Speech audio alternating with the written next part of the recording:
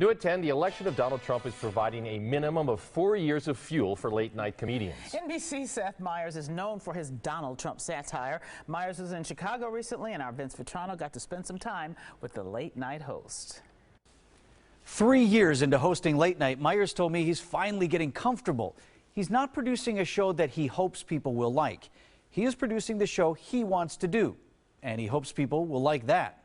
Vince Vitrano, great to see you. How are you? I went to Chicago to see him this time, but Seth Meyers is no stranger to Milwaukee, calling it a great comedy town. I did stand up at the Pabst Theater, which was one of the best stand-up nights I've ever had. Isn't that a great venue? Incredible venue. Good evening, everybody. How are we doing tonight?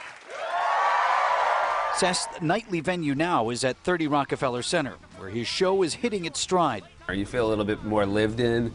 I feel like it's my show every night, which took a while to get to that place. You know, I don't feel like the brass is going to knock on the door and tell me to clear out my desk. You got some room now? I have a little bit of room now. And he's using that room to rip the president-elect nightly. Meyers was not shy about his support for Hillary Clinton and is not worried about offending Donald Trump voters.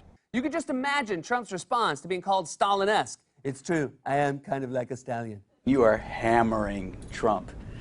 Yeah, well, certainly, look, we just write about the news every day. And as far as someone who creates news that is comedy friendly, I don't think there's ever been a candidate quite like Donald Trump. Is this what you had in mind? Disenfranchised working class voters? Meyers actually took his first shots at Trump years ago, hosting the Washington Correspondents' Dinner. Donald Trump has been saying that he will run for president as a Republican, which is surprising since I just assumed he was running as a joke. Could you imagine doing that for President Trump? I really couldn't. It'll be interesting to see how that goes, because as we're talking about people having a good sense of humor about themselves or their positions, I have not seen him at any point have a good sense of humor about himself. But Meyers said he sincerely hopes that he's wrong.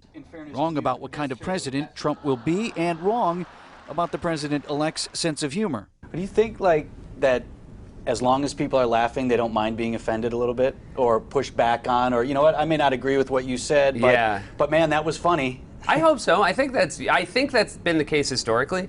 I feel like we're entering a very interesting time as far as the division that this election caused.